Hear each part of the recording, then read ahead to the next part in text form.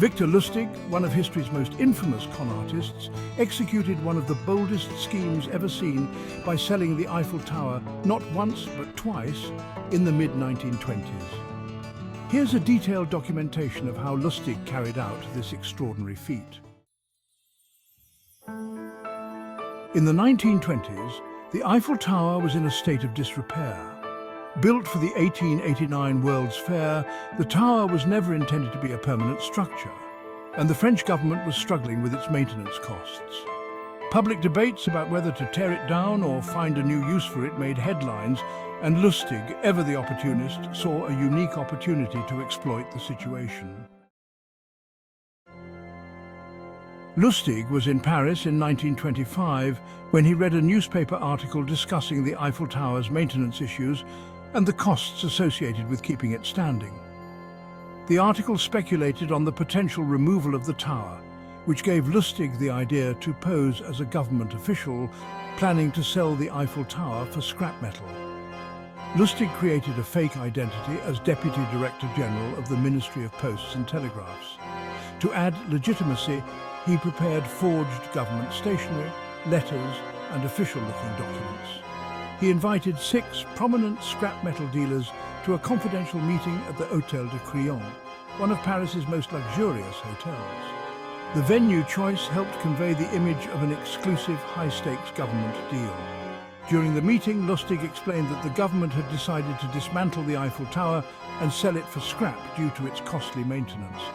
Lustig emphasized the need for secrecy, suggesting that public knowledge of the sale could cause a political scandal. By presenting the project as an insider deal, Lustig piqued the interest of his targets, especially André Poisson, a relatively new and eager dealer hoping to make a name for himself. Poisson was desperate to succeed in the scrap metal business and was flattered by what seemed like a lucrative government contract. Lustig's charm and confidence convinced Poisson to pay a substantial sum for the rights to the Eiffel Tower, along with a bribe to secure his bid, a common practice at the time for such deals. Once Lustig received the payment, he quickly fled to Austria, successfully executing the first sale. Poisson, upon realizing the scam, was too embarrassed to report the crime to the authorities. This allowed Lustig to escape with the money, as Poisson feared the public ridicule and damage to his reputation. Astonishingly, Lustig returned to Paris just a few months later, emboldened by the success of his first scam. He decided to run the con again, using the same tactics with a different set of scrap metal dealers. Lustig again used the luxurious Hôtel de Crillon to stage the deal, and once more posed as a government official.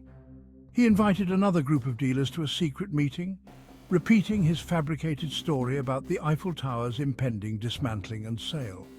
This time, however, one of the prospective buyers grew suspicious of Lustig's methods and the unusual nature of the transaction. Unlike Poisson, this dealer decided to conduct some background checks and eventually contacted the authorities before any money was exchanged. Sensing that his cover was blown, Lustig quickly abandoned the deal and fled Paris before the police could arrest him. Though he didn't succeed in selling the Eiffel Tower a second time, he still managed to avoid capture, once again demonstrating his uncanny ability to evade the law.